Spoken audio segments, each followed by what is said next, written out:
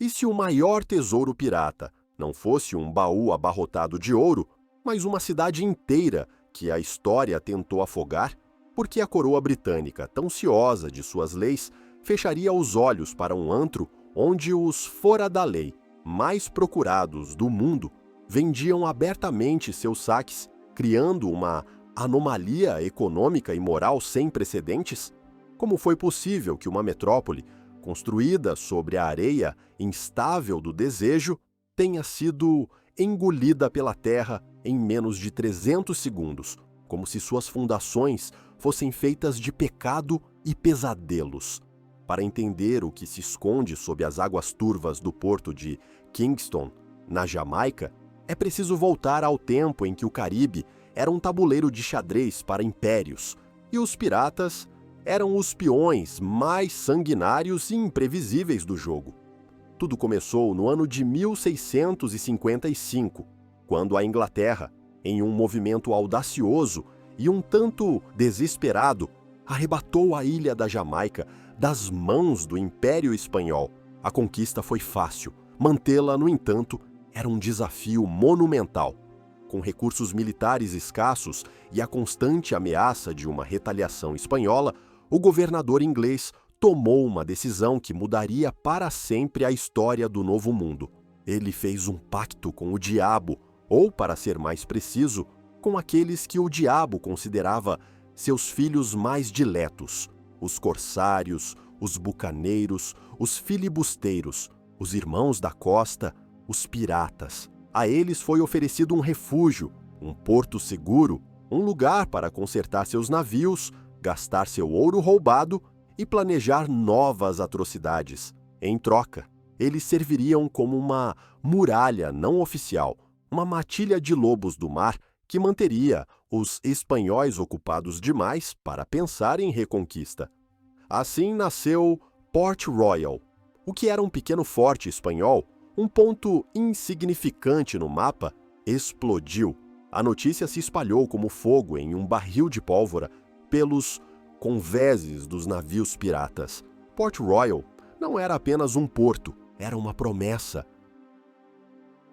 A promessa de que cada moeda de ouro espanhol, cada pedaço de prata peruana, cada joia arrancada do pescoço de uma dama nobre teria um lugar para ser trocada por rum, por prazer, por esquecimento.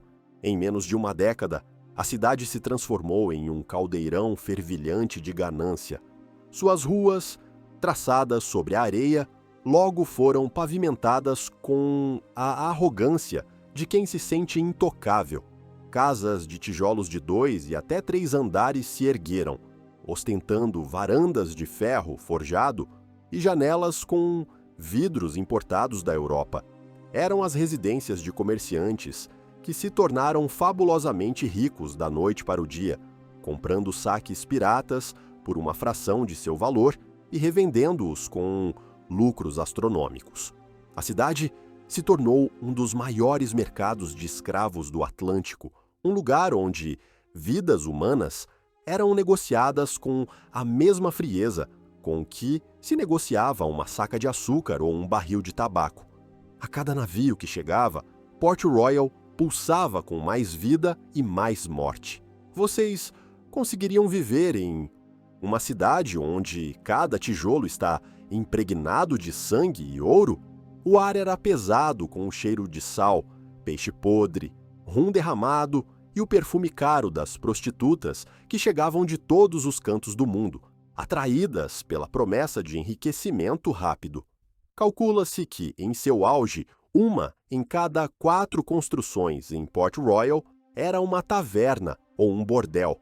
Locais como a Taverna do Peixe Dourado ou o Paraíso do Pecador eram legendários. Neles, piratas com nomes que causavam terror nos corações dos capitães espanhóis, homens como Roche Brasiliano ou Loloné, bebiam até cair, apostavam fortunas em jogos de dados e contavam histórias de massacres e pilhagens com uma naturalidade assustadora.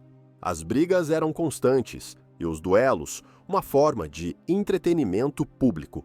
A vida humana tinha pouco valor em Port Royal. O que importava era o ouro que fluía como um rio, transformando a cidade na mais rica e, sem dúvida, na mais perversa de todo o Novo Mundo. Os relatos da época a descrevem como a Sodoma das Índias Ocidentais, um lugar onde a moralidade era uma piada e a lei, uma sugestão facilmente ignorada se você tivesse moedas suficientes no bolso. A igreja anglicana, construída no centro da cidade, parecia mais uma peça de ironia divina do que um farol de espiritualidade. Seus sinos, que chamavam para os cultos, eram frequentemente abafados pelos gritos das festas, pelos tiros das pistolas e pelo som das moedas de ouro sendo contadas e recontadas. Port Royal construiu seus muros sobre ouro espanhol, sem saber que suas fundações mantinham um registro de cada pecado. Era uma sociedade construída sobre um paradoxo. Por um lado, era um centro comercial vital, um nexo de rotas marítimas que conectavam a Europa, a África e as Américas. Navios mercantes de Bristol e Londres ancoravam ao lado de galeões piratas, seus convéses ainda manchados com o sangue de suas últimas vítimas. O comércio legal e ilegal se entrelaçavam de tal forma que era impossível distingui-los. Por outro lado, era uma base militar de fato, um espinho cravado na garganta do Império Espanhol. Cada ataque pirata lançado de Port Royal era uma vitória para a Inglaterra, uma forma de guerra por procuração que enfraquecia seu maior rival, sem o custo de uma guerra formal. A coroa britânica fingia desaprovar. Emitia ordens vagas para conter a pirataria, mas, na prática, lucrava imensamente com o caos. Era um jogo perigoso de duplicidade e Port Royal era o seu tabuleiro. A cidade vivia em um estado de febre constante, uma euforia alimentada pela riqueza fácil e pela sensação de que as regras do velho mundo não se aplicavam ali. Era um experimento social extremo. O que acontece quando se removem todas as restrições morais e legais e se adiciona uma quantidade quase infinita de dinheiro? A resposta era Port Royal, magnífica, vibrante, corrupta e autodestrutiva. A ironia suprema era sua localização geográfica. A cidade foi construída em uma longa e estreita faixa de areia, uma língua de terra instável que se projetava para dentro do mar. Era um local estrategicamente perfeito para um porto, com águas profundas que permitiam que os maiores navios ancorassem perto da costa. Mas, geologicamente, era um desastre anunciado. A areia, saturada de água, era uma base terrivelmente frágil para as pesadas construções de tijolos que se multiplicavam a cada ano. Os habitantes, embriagados por seu sucesso, ignoravam os pequenos tremores que ocasionalmente sacudiam a ilha. Eles se sentiam invencíveis, protegidos por suas fortalezas, por seus canhões e, acima de tudo, pelo poder de seu ouro. Mal sabiam eles que seu maior inimigo não estava nos galeões espanhóis que patrulhavam o horizonte, mas sob seus próprios pés, na terra instável que esperava pacientemente pelo momento certo para cobrar a dívida por todos os seus pecados. A cidade dançava à beira do abismo e a música ficava cada vez mais alta. Cada novo navio que chegava, carregado de tesouros roubados, era mais um prego no caixão de Port Royal, um caixão que o próprio oceano se encarregaria de selar. O crescimento de Port Royal foi impulsionado não apenas por uma massa anônima de piratas, mas por figuras que se tornaram lendas, homens cuja ambição e crueldade eram tão vastas quanto o oceano que navegavam, e nenhum nome ecoou com mais força e terror pelas ruas de Port Royal do que o de Henry Morgan, o homem que transformaria a pirataria de um ato de banditismo oportunista em uma operação militar organizada, uma verdadeira indústria da pilhagem. Ele não era um simples capitão pirata, era um estrategista, um líder carismático e um monstro implacável. Ele chegou à Jamaica como um jovem galês de origens obscuras, mas com uma fome de poder que não conhecia limites. Ele viu em Port Royal não apenas um lugar para beber e gastar, mas uma plataforma de lançamento para seus sonhos de glória e riqueza. E a cidade, por sua vez, viu nele a encarnação de seu próprio espírito selvagem e ambicioso. Morgan não se contentava em atacar navios isolados. Ele pensava em grande. Ele mirava em cidades inteiras, as joias mais bem guardadas do Império Espanhol. Sua ascensão foi meteórica, marcada por uma série de ataques audaciosos que se tornaram matéria de lenda. A cidade, construída sobre o medo e a ganância, precisava de um rei à sua altura, e Morgan estava pronto para reivindicar a coroa. O mundo testemunhou a genialidade tática e a brutalidade sem limites de Henry Morgan pela primeira vez em 1668, no ataque a Portobelo.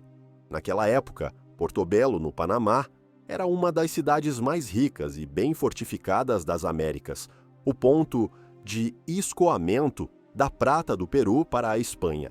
Atacá-la parecia suicídio, mas Morgan não conhecia o impossível. Com uma frota de navios piratas reunida em Port Royal, ele navegou sob o manto da noite e, em uma operação de precisão militar, tomou as fortalezas que guardavam a cidade. O que se seguiu foi um mês de terror. A cidade foi saqueada de forma sistemática. Torturas foram usadas para arrancar confissões sobre tesouros escondidos. A crueldade de Morgan e seus homens não tinha limites. Quando finalmente partiram, deixaram para trás uma cidade em ruínas e levaram consigo uma fortuna que chocou o mundo. Ao retornarem a Port Royal, foram recebidos como heróis. O saque foi tão imenso que, por semanas, a cidade viveu em um estado de festa contínua. Cada pirata recebeu uma parte que o tornava um homem rico. E Henry Morgan se tornou o homem mais poderoso do Caribe. Sua reputação era sua maior arma. A ousadia de Morgan atingiu seu ápice com a expedição a Maracaibo e Gibraltar, na atual Venezuela, no ano seguinte. Após saquear as duas cidades, sua pequena frota ficou encurralada no lago de Maracaibo por uma esquadra espanhola muito superior. Qualquer outro homem teria se rendido, mas Morgan era diferente.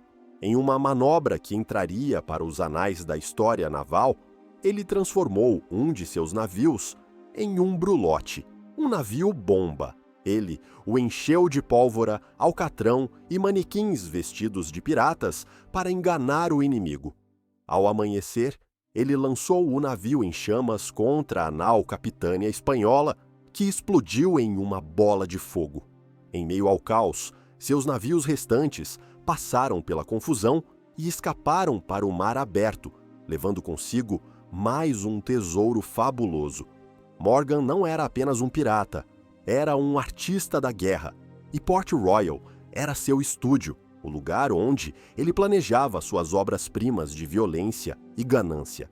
A cidade se orgulhava dele. Ele era o filho pródigo, o campeão que trazia para casa as riquezas dos odiados espanhóis. Cada vitória sua era uma vitória de Port Royal. O ouro de Maracaibo construiu novas mansões, financiou novas expedições e aprofundou ainda mais a cidade em seu ciclo de opulência e pecado.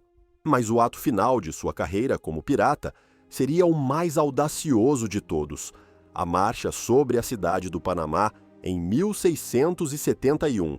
Não um ataque pelo mar, mas uma campanha terrestre através de quilômetros de selva impenetrável. Era uma loucura, uma impossibilidade logística. Morgan liderou mais de 1.000 homens em uma jornada infernal de fome, doenças e emboscadas. Quando finalmente chegaram às portas da cidade, estavam enfraquecidos e maltrapilhos. Mas a visão das torres douradas da cidade do Panamá, a mais rica do Pacífico, reacendeu sua cobiça. A batalha que se seguiu foi feroz, mas a disciplina, e a ferocidade dos piratas prevaleceram. A cidade foi tomada e incendiada. O saque foi lendário, o maior da história da pirataria. Contudo, essa vitória marcou um ponto de virada. A brutalidade do ataque ao Panamá foi tão extrema que chocou até mesmo a complacente coroa britânica. Politicamente, a situação havia mudado. A Inglaterra e a Espanha haviam assinado um tratado de paz e as ações de Morgan se tornaram um embaraço diplomático. Quando retornou a Port Royal, ele não foi recebido como um herói, mas preso e enviado a Londres para ser julgado. O rei dos piratas parecia ter chegado ao seu fim. E então, o impensável aconteceu. Em uma das mais impressionantes reviravoltas da história, Henry Morgan, o pirata, o saqueador, o terror dos espanhóis, usou seu carisma e sua inteligência não em um campo de batalha, mas na corte real. Ele argumentou que não sabia do tratado de paz e que suas ações haviam sido em defesa dos interesses ingleses.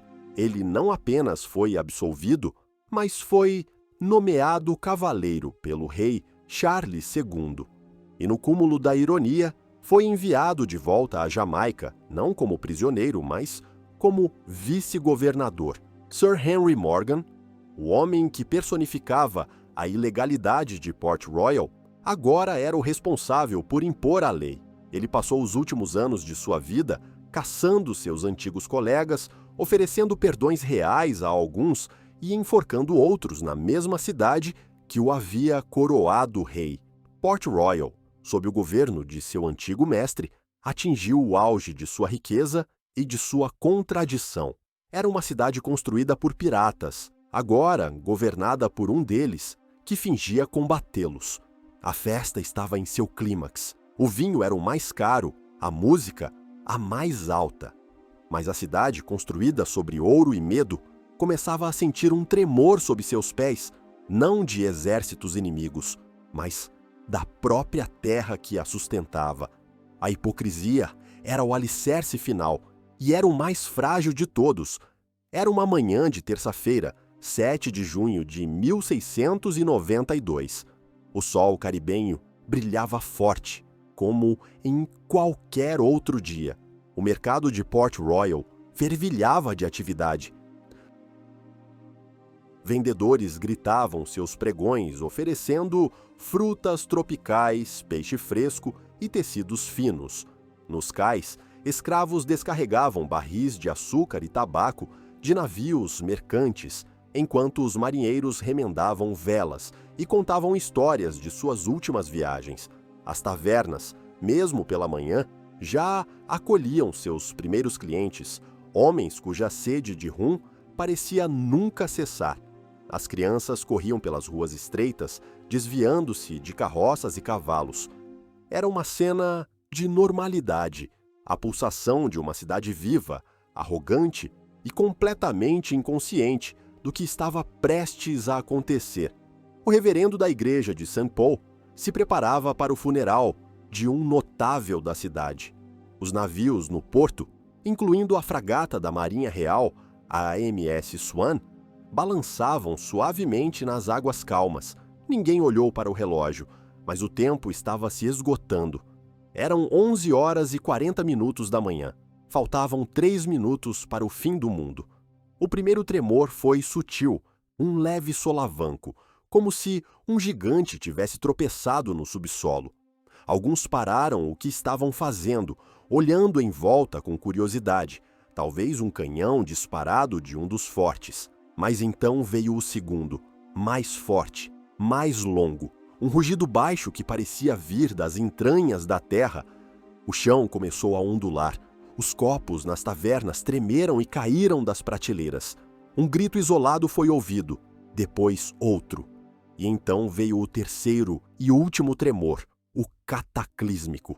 Não foi um tremor, foi uma convulsão. O mundo se desfez. O fenômeno que se seguiu foi um pesadelo geológico chamado liquefação do solo. A areia, sobre a qual Port Royal fora construída, saturada de água, perdeu toda a sua solidez. Em um instante, ela se comportou como um líquido denso. A cidade, com suas pesadas casas de tijolos, suas fortalezas e seus armazéns abarrotados de riquezas, não tinha mais onde se apoiar. As fundações simplesmente desapareceram. O que era sólido se tornou fluido. A terra se abriu. O horror foi indescritível. Ruas inteiras desabaram, engolidas por fissuras que se abriam e fechavam como mandíbulas famintas. A grande igreja de St. Paul, o símbolo da autoridade inglesa, foi uma das primeiras a cair, seus tijolos afundando na areia movediça. Casas de 2 e 3 andares inclinaram-se e mergulharam no abismo, levando consigo seus habitantes aterrorizados. As pessoas que corriam pelas ruas, de repente, se viam afundando até os joelhos, depois até a cintura, na terra que se transformara em uma armadilha mortal. O som era uma cacofonia infernal. O ranger da madeira, o estrondo dos tijolos, os gritos de milhares de pessoas sendo esmagadas, afogadas e enterradas vivas. O Forte James, com seus canhões pesados, deslizou para dentro do mar como se fosse um brinquedo. A parte norte da cidade, a mais rica e densamente povoada, simplesmente desapareceu da face da terra em menos de 1 minuto. O chão sob os pés das pessoas se tornou seu túmulo. Imaginem que estão na margem e veem sua cidade afundar. O que sentiriam? Horror ou um castigo justo? No meio do caos, histórias de sobrevivência quase milagrosa começaram a se formar. A mais famosa é a de Louis Gaudi. Ele estava em sua casa quando o terremoto começou. A terra se abriu sob ele e ele foi engolido, caindo em uma escuridão sufocante. Ele pensou que era o fim, mas momentos depois, um segundo tremor, uma nova convulsão da terra, o arremessou de volta à superfície, cuspindo-o diretamente nas águas agitadas do porto. Ele conseguiu nadar até um barco e sobreviveu para contar sua história por mais 47 anos, uma testemunha viva do capricho aterrorizante da natureza. Outros não tiveram tanta sorte. Milhares foram arrastados para o fundo do mar quando a terra cedeu. A água do porto, antes calma, agora era uma sopa turva de destroços, corpos e lama. Navios ancorados foram arrancados de suas amarras. Alguns viraram, outros foram jogados contra os edifícios que ainda estavam de pé. A HMS Swan foi levantada por uma onda e depositada sobre os telhados de casas afundadas, sua tripulação olhando atônita para a destruição de uma cidade que momentos antes era o centro do universo deles. E como se o terremoto não fosse suficiente, o mar preparou o golpe final. A súbita subsidência da terra deslocou um volume colossal de água, criando uma onda de tsunami. Ela não era gigantesca como as do Pacífico, mas foi devastadora. A onda varreu o que restava da linha costeira, arrastando os destroços, os vivos e os mortos para o mar aberto. Ela limpou a península, apagando os últimos vestígios da cidade orgulhosa. Quando a água recuou, o silêncio que se instalou foi mais aterrorizante do que o barulho da destruição. Cerca de 2/3 de Port Royal haviam desaparecido sob as ondas. Mais de 2.000 pessoas morreram instantaneamente. A cidade mais rica e pecaminosa do Novo Mundo havia sido varrida da face da terra em 3 minutos. 11h43 da manhã. Essa foi a hora exata em que o tempo parou para Port Royal. Um relógio de bolso, recuperado séculos depois do fundo do mar, congelou nesse instante, seu mecanismo interno quebrado pelo impacto. É um artefato mudo, mas que grita a história do dia em que o oceano e a terra se uniram para executar uma sentença. Quando o tremor cessou e a onda recuou, os sobreviventes emergiram de um pesadelo para encontrar uma realidade ainda mais terrível. A cidade não existia mais. Onde antes se erguiam mansões e tavernas, agora havia um vasto e lamacento campo de ruínas. pontilhado por alguns edifícios parcialmente destruídos, que se agarravam teimosamente à vida. A maior parte de Port Royal estava submersa, com os telhados e os campanários das igrejas mais altas projetando-se da água como lápides macabras. O porto, antes um local de comércio vibrante, tornara-se um cemitério aquático. Centenas, talvez milhares de corpos flutuavam entre os destroços de navios e casas, seus rostos pálidos voltados para um céu indiferente. O ar estava impregnado com o cheiro da morte e o som dos gemidos dos feridos, presos sob os escombros. Para os que restaram, o choque inicial rapidamente deu lugar ao desespero. Não havia comida, não havia água potável, não havia abrigo. E um novo tipo de predador, mais cruel do que qualquer tubarão, já começava a circular pelas águas: os saqueadores. Homens cujo instinto de sobrevivência se misturava à mais pura ganância. De canoas e pequenos barcos, eles remavam entre as ruínas submersas, usando ganchos para pescar objetos de valor das janelas das casas afundadas. Eles não hesitavam em profanar os mortos, arrancando anéis dos dedos inchados e colares dos pescoços dos cadáveres que flutuavam. Os poucos soldados sobreviventes tentaram impor alguma ordem, mas eram poucos e estavam sobrecarregados. Confrontos violentos eclodiram entre os sobreviventes que tentavam proteger o pouco que lhes restava e os saqueadores que viam a catástrofe como uma oportunidade de ouro. A baixeza humana, sempre presente sob a fina camada de civilidade de Port Royal, revelou-se em sua forma mais pura. A cidade dos piratas estava sendo pilhada uma última vez, não por inimigos estrangeiros, mas por seus próprios filhos. Era um epílogo grotesco para uma história de cobiça. O ouro que construiu a cidade e agora amaldiçoava seus últimos momentos, transformando vítimas em monstros. Nos dias e semanas que se seguiram, um novo horror se abateu sobre os sobreviventes: a doença. Os corpos em decomposição, tanto humanos quanto de animais, contaminaram a água e o ar. A febre amarela e a malária se espalharam como fogo, matando centenas de pessoas que haviam conseguido escapar do terremoto.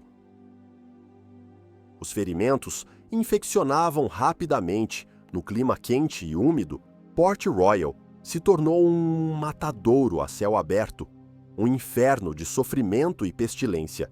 Em meio a esse cenário apocalíptico, a histeria religiosa tomou conta. Pregadores e fanáticos percorriam os acampamentos improvisados dos sobreviventes, proclamando que o terremoto não fora um desastre natural, mas um castigo divino. Era o fogo e o enxofre de Deus, a vingança contra a Sodoma do Novo Mundo. E muitos, em seu desespero, acreditaram. Eles viam a destruição como a prova irrefutável de seus pecados. Essa narrativa de punição divina foi tão poderosa que moldou a percepção de Port Royal por séculos. A cidade não foi apenas destruída, ela foi julgada. Foi nesse caldeirão de morte, oportunismo e fervor religioso que as lendas nasceram. Histórias começaram a circular sobre fenômenos estranhos e sobrenaturais. Marinheiros juravam ouvir os sinos da igreja de St. Paul tocando lugubremente sob as ondas durante as tempestades, um chamado fantasmagórico dos afogados. Outros falavam de navios espectrais com tripulações de esqueletos que navegavam para o porto, afundado nas noites de lua cheia. E, a mais persistente de todas, a lenda da maldição. Qualquer um que ousasse tocar no ouro afundado de Port Royal estaria condenado a uma morte horrível. Essas histórias nascidas do trauma e da superstição serviram a um propósito. Elas transformaram um evento geológico em um conto moral, uma fábula sombria sobre os perigos da impiedade e da ganância. A cidade real de tijolo e argamassa estava morta, mas sua versão mítica, uma cidade fantasma amaldiçoada, estava apenas começando a viver. Esse mito se tornaria mais poderoso e duradouro do que a própria cidade jamais fora. O governo inglês, sediado na vizinha Espanha-Town, tentou organizar os esforços de resgate e reconstrução, mas a escala do desastre era avassaladora. Eventualmente, a decisão foi tomada de abandonar as ruínas e construir uma nova cidade portuária do outro lado da baía. Essa nova cidade seria chamada Kingston e, com o tempo, se tornaria a capital da Jamaica. Port Royal, ou o que restava dela, foi deixada para apodrecer, um memorial silencioso e incômodo de um passado glorioso e terrível. A natureza lentamente começou a reivindicar o que era seu. Corais cresceram sobre os tijolos e os peixes fizeram das ruas afundadas seu novo lar. A cidade mais barulhenta do Caribe mergulhou em um silêncio profundo, quebrado apenas pelo som das ondas. O experimento social havia terminado em um fracasso catastrófico. O Éden do diabo havia sido engolido pelo inferno, e sob as águas, um tesouro de histórias e pecados esperava pacientemente para ser redescoberto. A cidade estava morta, mas seu fantasma continuava a assombrar a imaginação do mundo. Se vocês fossem um dos sobreviventes, o que fariam? Tentariam reconstruir a cidade sobre os mesmos alicerces de pecado, na esperança de recuperar a glória perdida, ou a abandonariam para sempre como um lugar amaldiçoado que nunca deveria ser perturbado? Deixem sua escolha nos comentários. A história da cidade submersa poderia ter terminado ali, como uma nota de rodapé macabra nos anais do Império Britânico, mas a atração do ouro é mais forte que o medo de qualquer maldição. Quase que imediatamente após a catástrofe, enquanto os corpos ainda flutuavam no porto, as primeiras tentativas de resgatar as riquezas afundadas começaram, não por arqueólogos ou historiadores, mas por homens desesperados e empreendedores ousados. O governo inglês, sempre pragmático, viu uma oportunidade de recuperar parte da vasta fortuna que agora jazia no fundo do mar. Canhões, âncoras e, o mais importante, o ouro e a prata dos cofres dos comerciantes. Contratos foram emitidos concedendo permissão para operações de salvamento em troca de uma generosa parcela dos lucros para a coroa. Assim começou a primeira era da caça ao tesouro em Port Royal, uma era de engenhosidade primitiva e perigo mortal. Os métodos eram rudimentares e incrivelmente arriscados. Os mergulhadores eram, em sua maioria, escravos africanos e indígenas, homens considerados descartáveis, que mergulhavam em apneia, prendendo a respiração para localizar os destroços e amarrar cordas em objetos mais pesados. Suas vidas eram curtas, as águas eram turvas, cheias de destroços pontiagudos e, segundo relatos, infestadas de tubarões atraídos pela carnificina. Mas a principal inovação da época foi o sino de mergulho, uma estrutura pesada, em forma de sino, geralmente feita de madeira e chumbo, que era baixada na água. O ar ficava preso em seu interior, criando uma bolsa de ar que permitia a um ou dois homens respirar por um curto período de tempo debaixo d'água. De dentro dessa câmara claustrofóbica e precária, iluminada apenas pela luz fraca que se filtrava da superfície, os mergulhadores podiam trabalhar por mais tempo, direcionando as operações de içamento. Era uma tecnologia revolucionária para a época, mas brutalmente perigosa. Imaginem a experiência: ser baixado nas profundezas escuras dentro de uma caixa de madeira, com o peso de toneladas de água pressionando por todos os lados. O ar rapidamente se tornava viciado, saturado de dióxido de carbono. A comunicação com a superfície era feita por puxões em uma corda, e o que eles viam lá embaixo era um espetáculo de outro mundo. Ruas inteiras, preservadas no momento exato da catástrofe. Casas de pé, com janelas abertas para um mundo aquático. Dentro delas, através das aberturas, eles podiam vislumbrar móveis, pratos sobre a mesa, objetos pessoais, tudo coberto por uma fina camada de lodo, como se os habitantes tivessem simplesmente se levantado e saído. Algas balançavam suavemente onde antes havia cortinas. Era uma cidade fantasma, silenciosa e assustadora. Um lugar onde o tempo havia parado e, em meio a essa estranheza, havia o brilho do ouro e da prata. Uma tentação irresistível. O trabalho era lento e frustrante.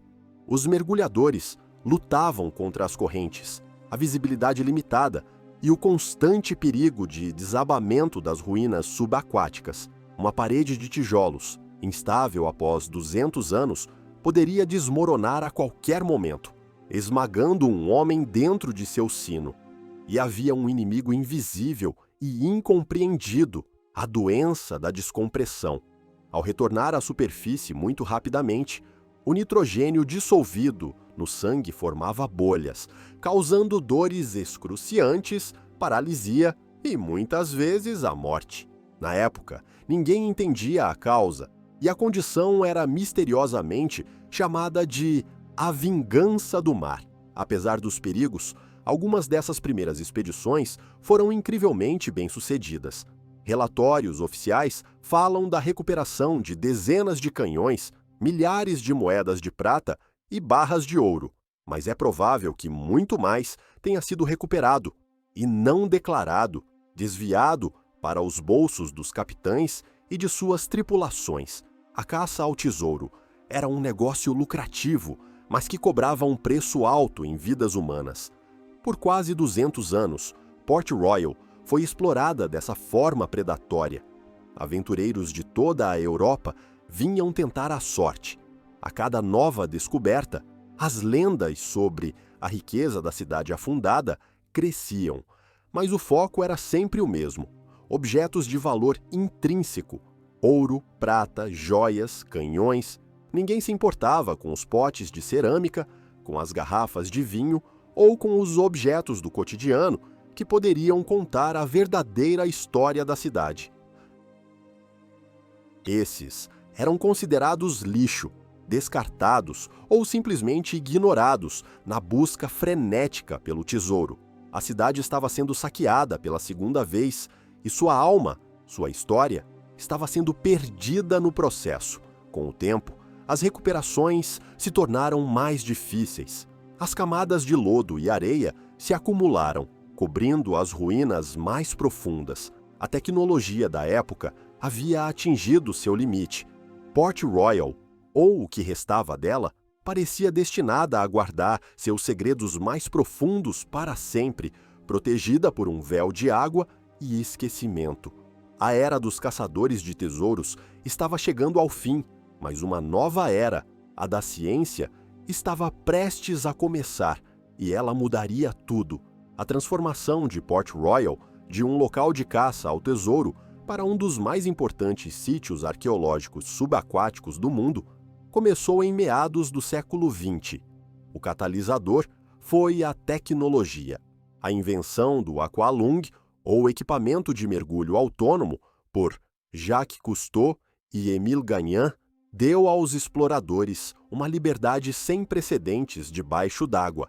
Pela primeira vez, era possível mover-se livremente entre as ruínas, não mais confinado a um sino de mergulho pesado ou a um capacete com mangueira de ar. O mundo silencioso de Port Royal estava prestes a revelar seus segredos a uma nova geração de pioneiros, homens que não buscavam ouro, mas conhecimento. E dois nomes se destacam nesse novo capítulo da história da cidade: Edwin Link e Robert Marks. Eles foram os pais fundadores da arqueologia moderna em Port Royal, os homens que perceberam que o verdadeiro tesouro não era a prata, mas a própria cidade, uma cápsula do tempo perfeitamente preservada. Edwin Link, um inventor e explorador americano, chegou a Port Royal na década de 1950.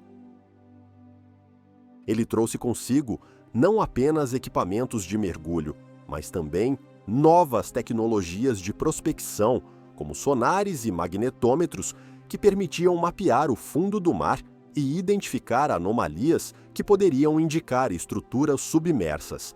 Seu navio, o Sea Diver, era um laboratório flutuante. Link e sua equipe foram os primeiros a realizar um levantamento sistemático da área. Eles criaram grades de coordenadas sobre o sítio subaquático, permitindo que a localização de cada artefato fosse registrada com precisão. Essa abordagem metódica foi revolucionária. Em vez de simplesmente arrancar objetos do fundo do mar, eles começaram a tratar a cidade afundada como um sítio arqueológico terrestre, onde o contexto é tudo. Eles estavam lendo as páginas de um livro de história que havia sido fechado abruptamente em 1692. Foi durante uma dessas expedições, em 1959, que Link fez uma descoberta que chocou o mundo e provou o valor inestimável de Port Royal. Sua equipe encontrou um relógio de bolso de latão pertencente a um relojoeiro chamado Paul Blondel. A corrosão havia congelado seus ponteiros.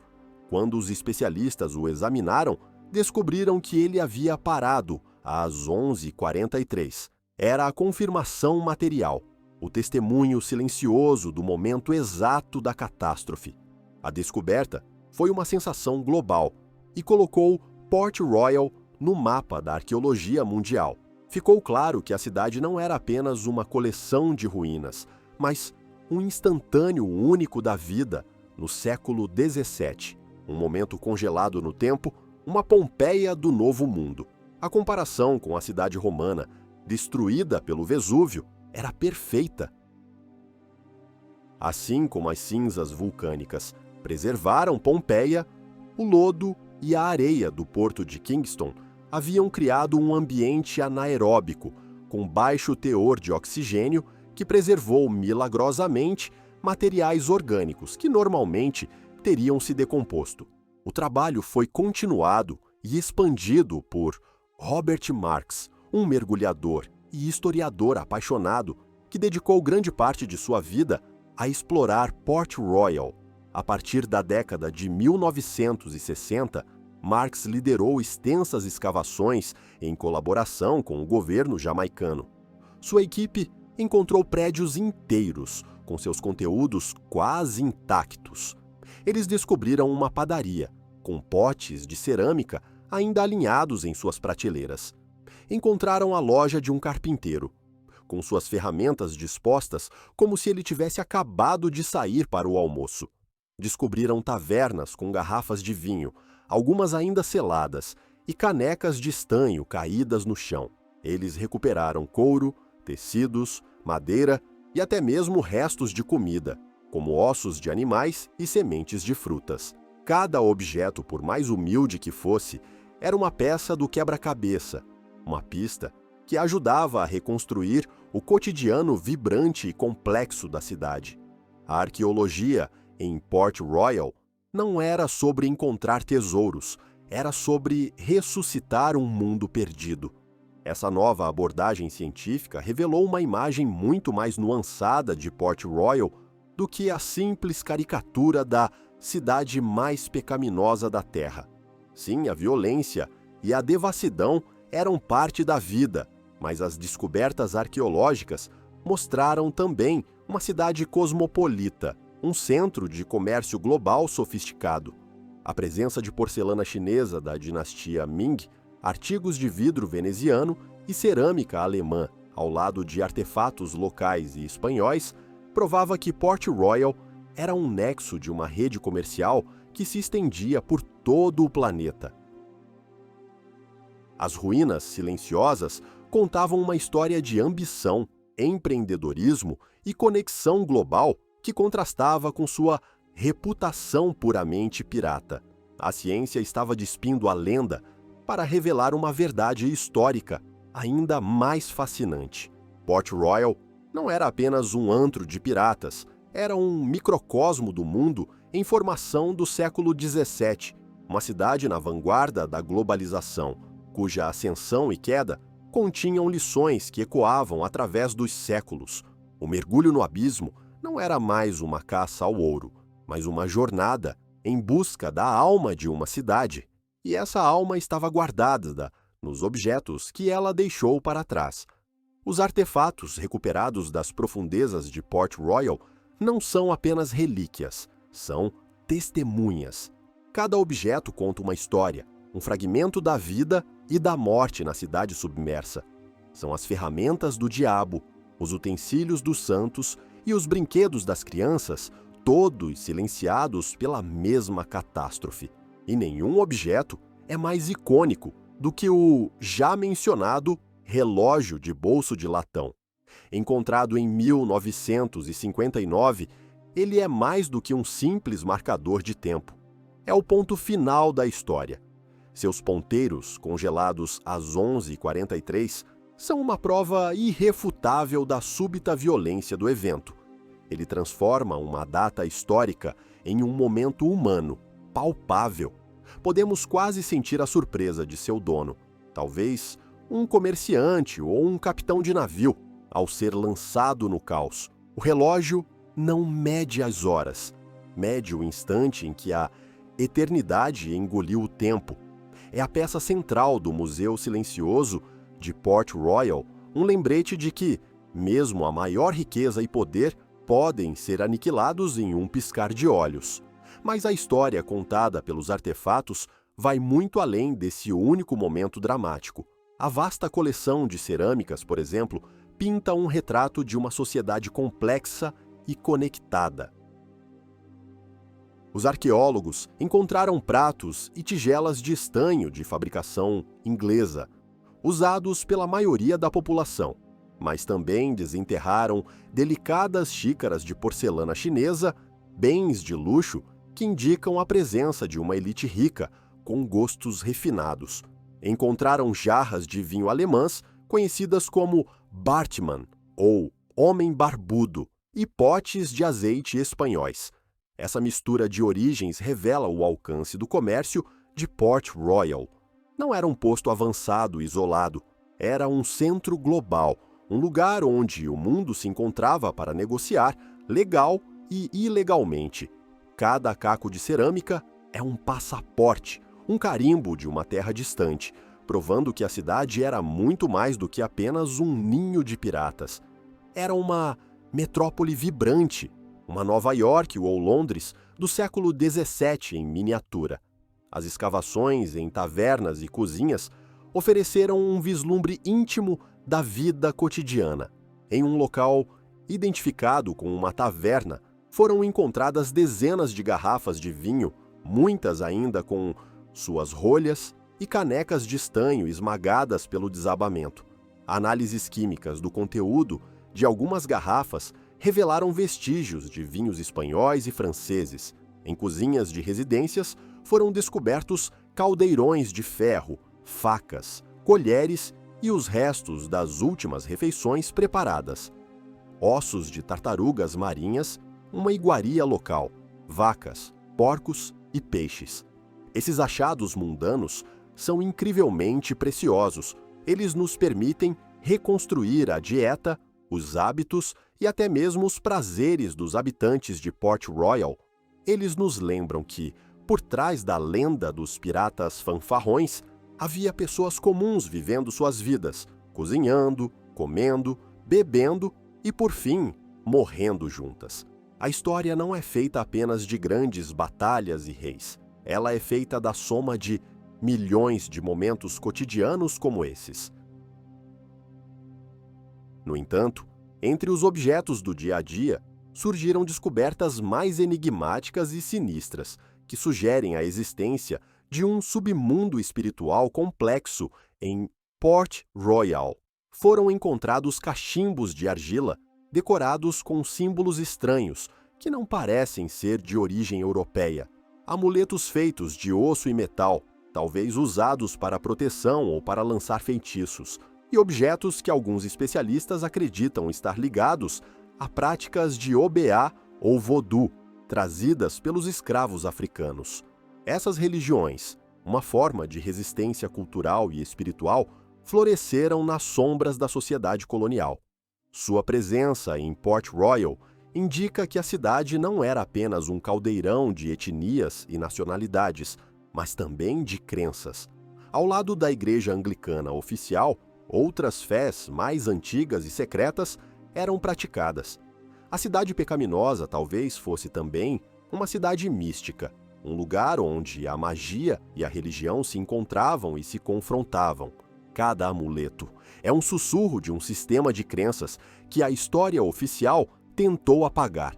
A preservação dos materiais orgânicos forneceu alguns dos achados mais espetaculares: pedaços de corda de navios, fragmentos de tecido de roupas, sapatos de couro e até mesmo um coldre de pistola de couro com a arma ainda dentro.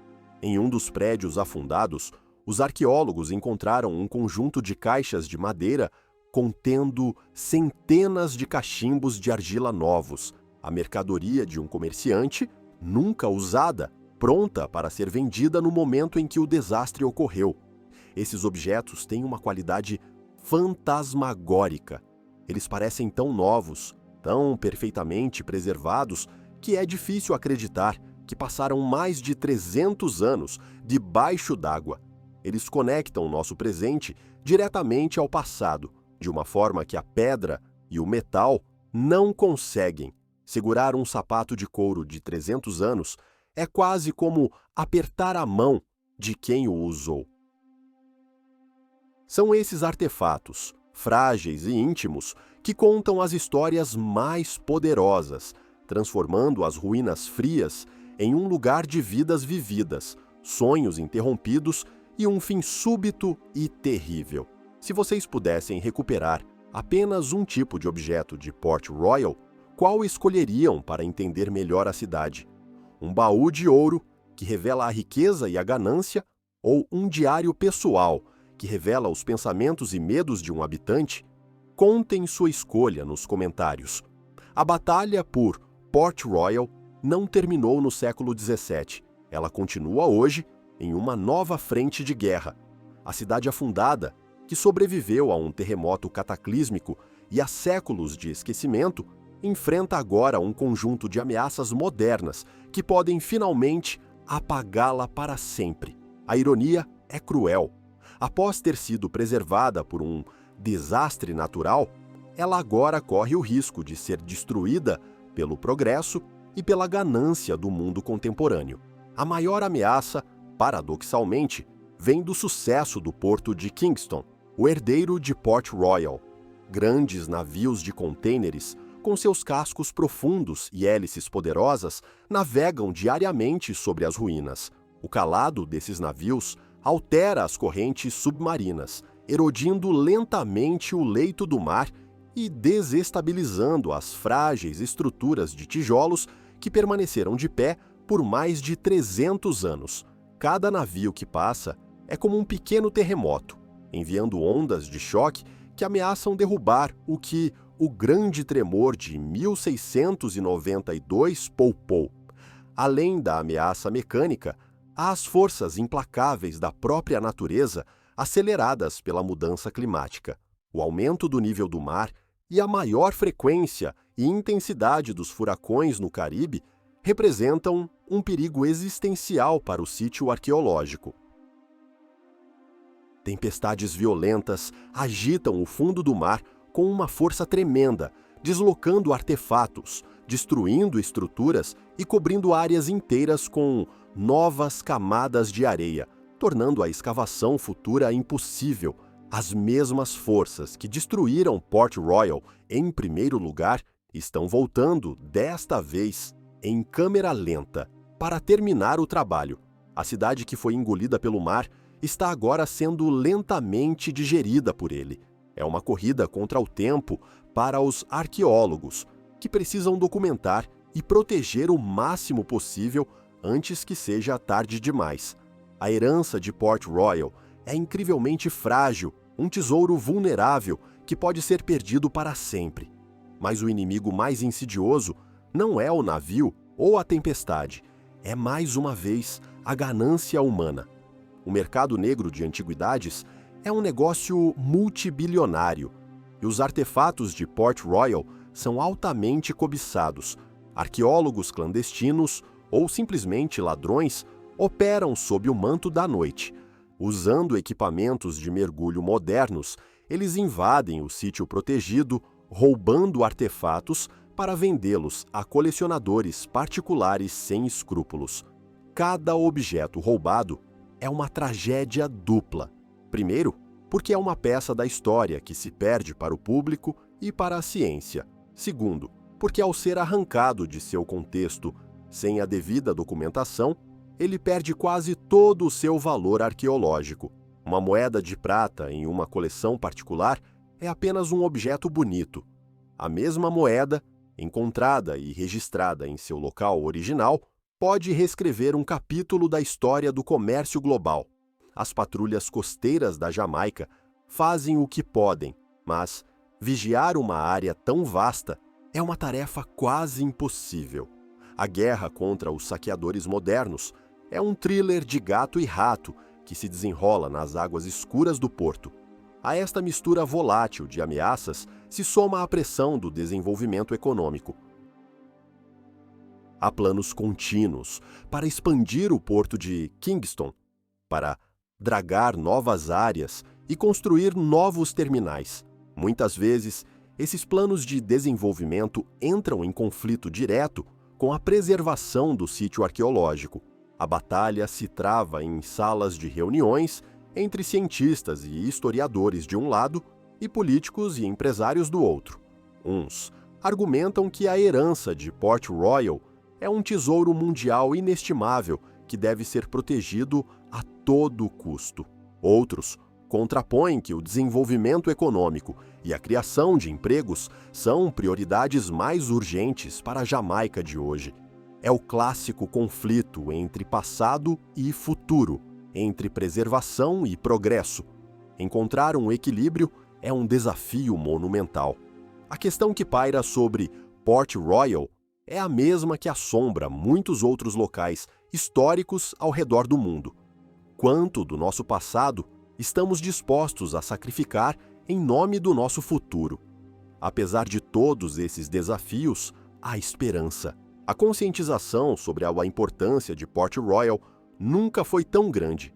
O governo da Jamaica, juntamente com organizações internacionais como a Unesco, está trabalhando para garantir a proteção do sítio e talvez um dia declará-lo patrimônio mundial. Novas tecnologias não invasivas, como veículos subaquáticos operados remotamente e sonares de alta resolução, permitem que os arqueólogos mapeiem e estudem as ruínas sem perturbá-las. A história de Port Royal se tornou uma poderosa atração turística, gerando receita que pode ser reinvestida em sua própria preservação. A batalha pela alma de Port Royal está em um ponto crítico. Seu futuro depende de decisões que estão sendo tomadas agora. Ela pode se tornar um exemplo brilhante de como podemos preservar nosso passado compartilhado ou pode se tornar mais uma vítima do progresso descuidado, desaparecendo uma segunda e última vez, não com um estrondo, mas com o sussurro silencioso da negligência. A cidade afundada nos ensina que nada é permanente e que a tarefa de guardar a memória é uma luta que nunca termina. A fascinação por Port Royal vai muito além de seus tesouros submersos e de sua história trágica. Sua maior influência, seu legado mais duradouro, reside na sombra que ela projetou sobre a cultura mundial. Port Royal não apenas morreu, ela deu à luz um mito. O mito do pirata, como o conhecemos hoje, o aventureiro romântico, o rebelde de espírito livre, o anti-herói carismático, tem suas raízes fincadas na realidade suja e sangrenta daquela cidade. A história real foi tão dramática, tão cheia de riqueza, violência e personagens maiores que a vida, que se tornou o material bruto perfeito para a ficção. Sem a Port Royal histórica, não haveria o capitão Jack Sparrow, A cidade real se tornou o molde para todas as cidades piratas fictícias que se seguiram, de Tortuga a Nassau. Ela se tornou a marca zero da nossa obsessão cultural com a pirataria. A transformação do pirata, de um criminoso brutal, em um herói popular, foi um processo lento, que começou quase que imediatamente após a queda de Port Royal.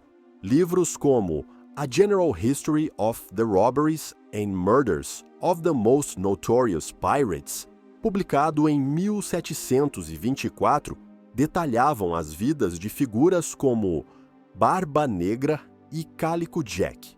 Embora pretendessem ser relatos factuais e moralizantes, suas descrições de batalhas ousadas e tesouros fabulosos acabaram por romantizar seus temas. A brutalidade foi minimizada e a rebelião contra os impérios opressores foi sutilmente glorificada. O pirata começou a ser visto não apenas como um ladrão, mas como um símbolo de liberdade radical, um homem que vivia de acordo com suas próprias regras. A carreira de Henry Morgan, o pirata que se tornou governador, era uma história boa demais para não ser contada, recontada e, inevitavelmente, embelezada. O passo decisivo para a canonização do pirata como um herói de aventura veio no século XIX, com a literatura.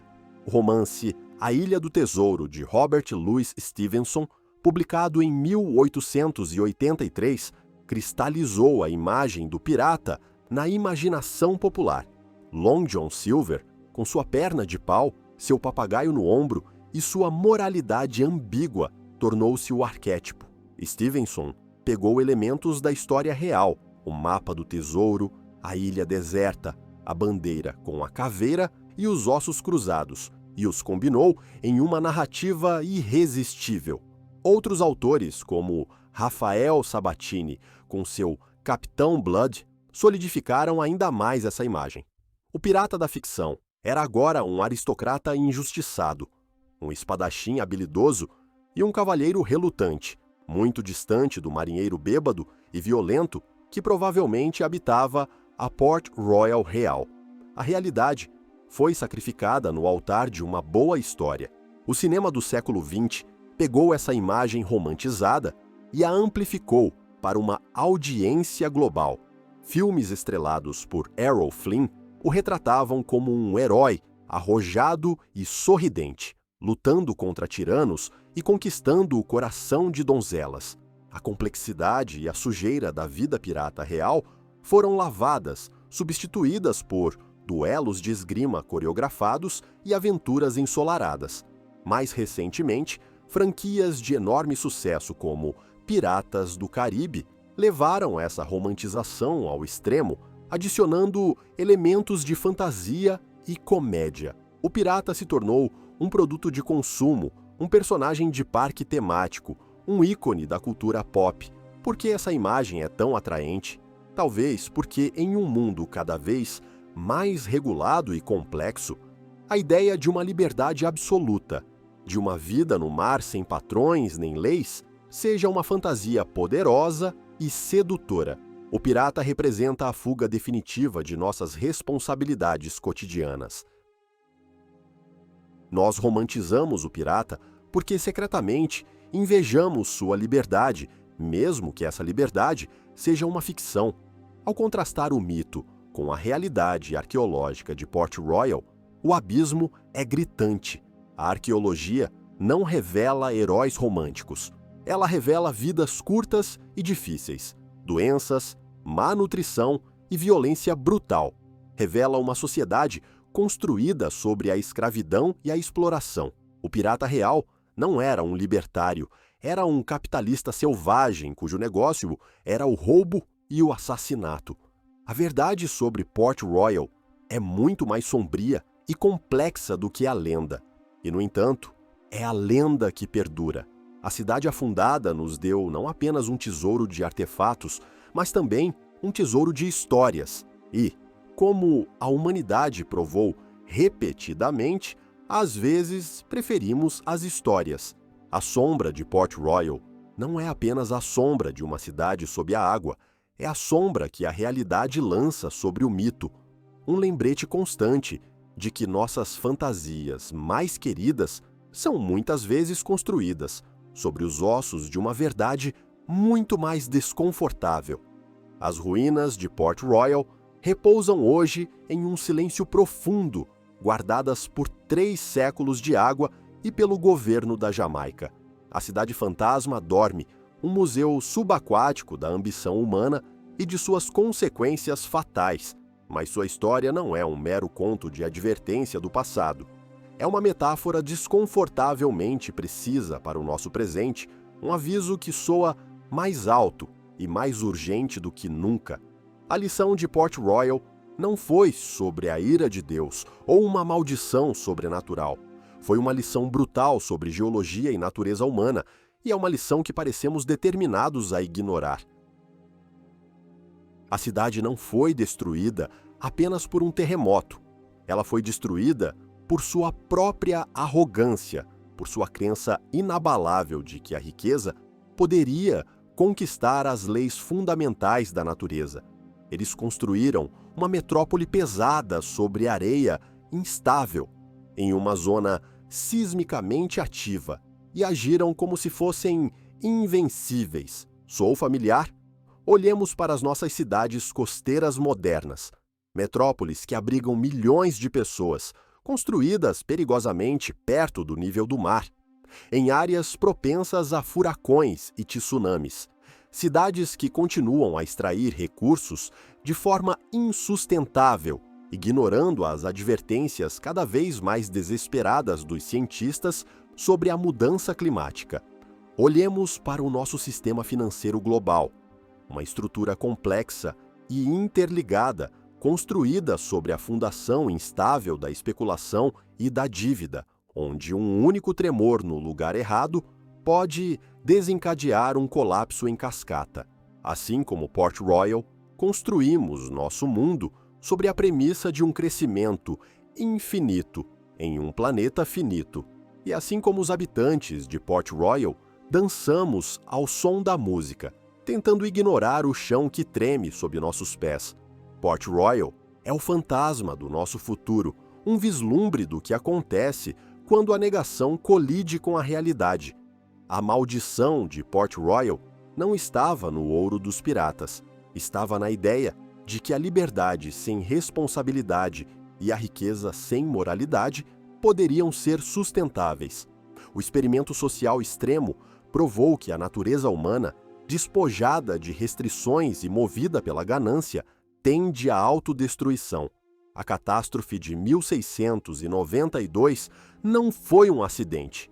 Foi o clímax lógico, a encarnação física do colapso moral para o qual a cidade caminhava desde sua fundação. O terremoto foi apenas o mecanismo. A causa raiz foi a mesma falha trágica que vemos se repetir ao longo da história: a incapacidade de reconhecer os limites, tanto os da Terra quanto os de nossa própria natureza.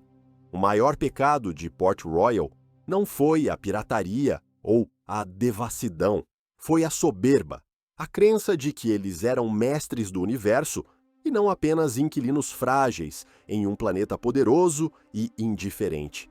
Hoje temos uma vantagem que os habitantes de Port Royal não tinham.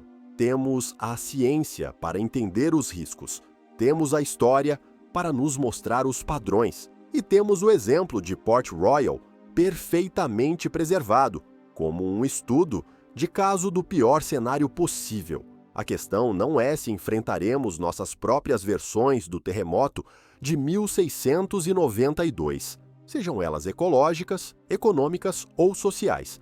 A questão é se teremos a sabedoria de agir antes que seja tarde demais. As ruas silenciosas de Port Royal fazem uma pergunta a cada um de nós. Vocês aprenderão com os nossos erros ou estão condenados a repeti-los em uma escala global? A cidade afundada não é apenas um local para arqueólogos e turistas, é um espelho. E o que ele reflete é uma imagem de nós mesmos perigosamente à beira de um abismo muito familiar. O que fazer, então, com este legado perigoso? Os segredos de Port Royal agora são guardados pelo mar, que se tornou o curador de um museu silencioso sobre a ganância e a queda da humanidade. Alguns argumentam que deveríamos resgatar o que resta da cidade, trazer seus tesouros e pecados à luz do dia, para que todos vejam, criando um museu da ganância, um aviso permanente e brutal. Outros acreditam que ela deveria ser deixada em paz na escuridão, permitindo que o oceano guarde para sempre os segredos de uma história que é perigosa demais para ser idolatrada, transformando seu túmulo em um santuário do silêncio. Qual caminho vocês escolheriam para a memória de Port Royal? Escrevam sua resposta nos comentários. Sua escolha pode dizer mais sobre o nosso futuro do que todos os tesouros do passado.